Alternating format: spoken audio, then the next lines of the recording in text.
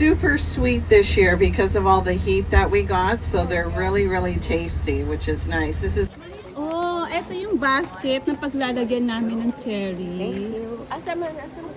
Okay. Sasabi nyo guys, matamis ba?